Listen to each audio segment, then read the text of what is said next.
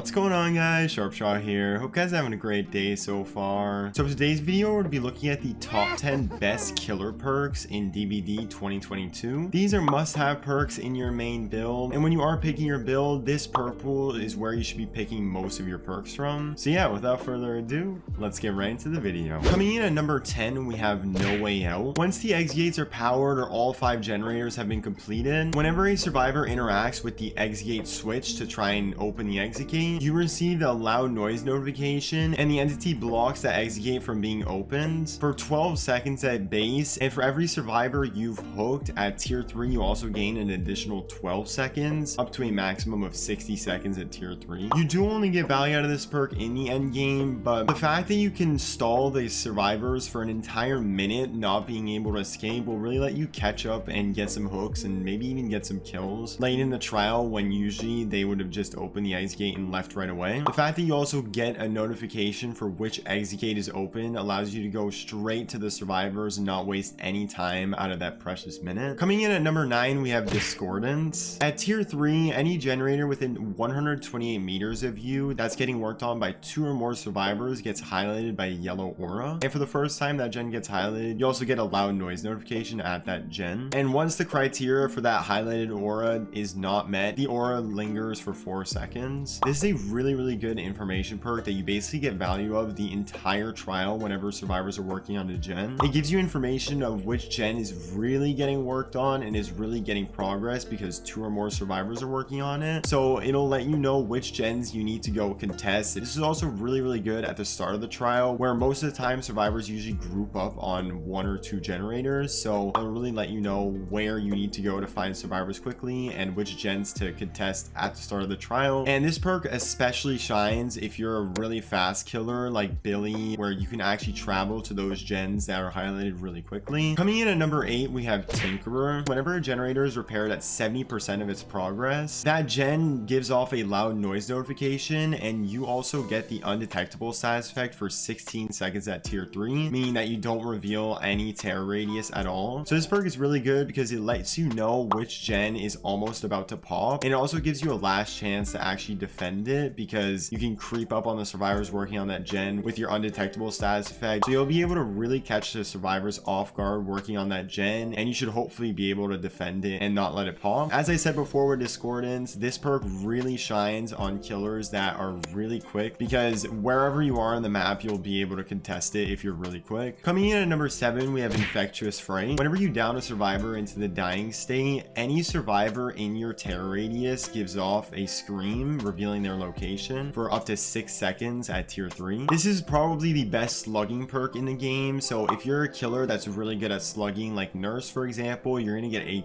ton of value out of this perk, being able to quickly get to the survivors that were revealed. Survivors will never be able to hide from you when they're really close, so it'll make it so that the survivors are honestly really scared to be near you whenever you're in a chase. Coming in at number 6, we have Corrupt Intervention. At the start of the trial, the 3 gens furthest from you are blocked for up to 120 seconds at tier 3. This perk is really good for killers with a slow power, or the killer that takes time to set up their power. For example, like Trapper, who needs to set up their traps properly, or Myers, who needs to stalk to get his initial exposed. This perk actually gives you the time to get your power and not be too far behind on generators. Survivors are usually spawning around those corrupted gens, so they're gonna have to move to the middle of the map, or they're gonna have to move to your side of the map to start working on the gens. You're gonna be able to find survivors a lot quicker because there are just less gens to patrol, so you're not going to be giving off a lot of free gens at the start of the trial. Coming in at number 5, we have Dead Man Switch. After hooking any survivor for the next 45 seconds at tier 3, if any survivor stops working on a generator and lets go, that gen gets blocked for the remainder of that 45 seconds, and any generator that is blocked gets highlighted with a white aura. This perk got a huge buff last update, and it used to be really bad, and now it's really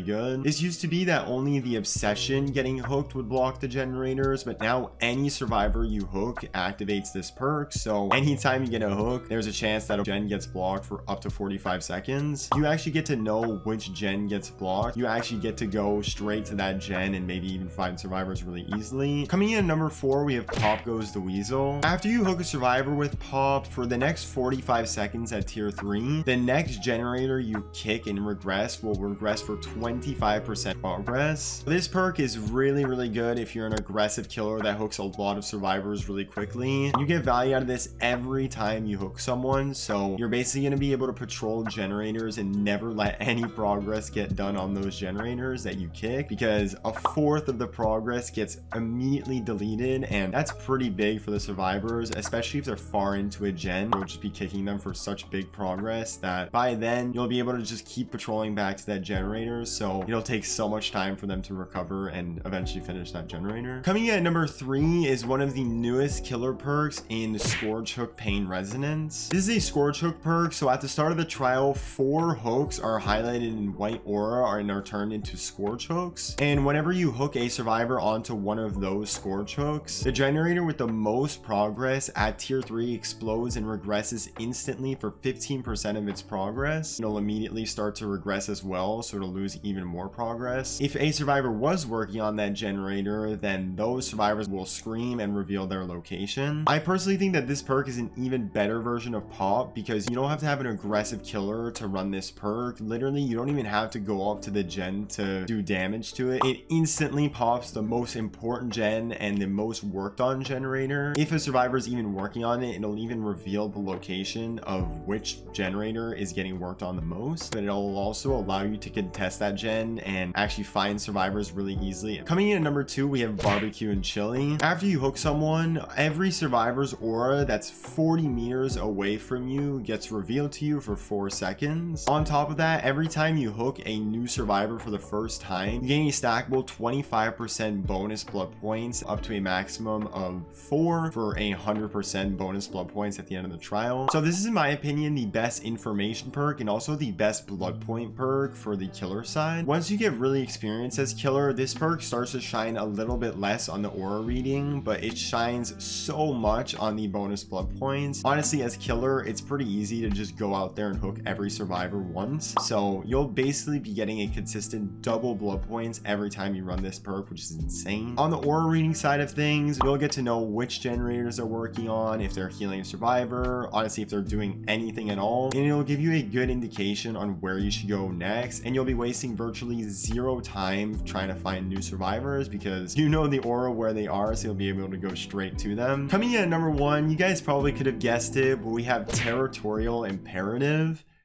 I'm just kidding, that perk sucks so bad. Coming in at number 1, we got Hex Ruin. Any generator that isn't getting worked on regresses at 200% of its normal regression speed as long as that Hex Totem is standing. This perk is just a great gen slowdown perk that you have no extra effort in applying. All you have to do is basically just apply gen pressure and get the survivors away from the gens and not working on them. Ruin will just do the rest of the job and bringing that generator down, regressing it to 0. If you're contesting generators that are really far into the progress and you consistently contest that generator and don't let anybody work on that really far progress generator, Ruin will tank that generator. It'll bring it right back to where you don't even need to contest anymore because it's so far down its progress. So Ruin, as long as it's standing, which honestly could be like 10 seconds if you're unlucky, but it's a fantastic perk as long as it's up. I just quickly want to mention 3 honorable mentions. The first honorable mention we have is Hex Undying. You can run so many builds without even needing Hex Totems that Undying honestly isn't as important as it used to be outside of Ruin and Devour Hope. Speaking of Hex Totems, our second honorable mention will be Hex Devour Hope. You kind of can't really run Devour Hope on its own. You have to center your entire build around Devour Hope. If Devour Hope does actually get cleansed, you'll basically be left with a build that gives you 0 value. The last honorable mention we have is Save the Best for Last. It's only really good for M1 killers.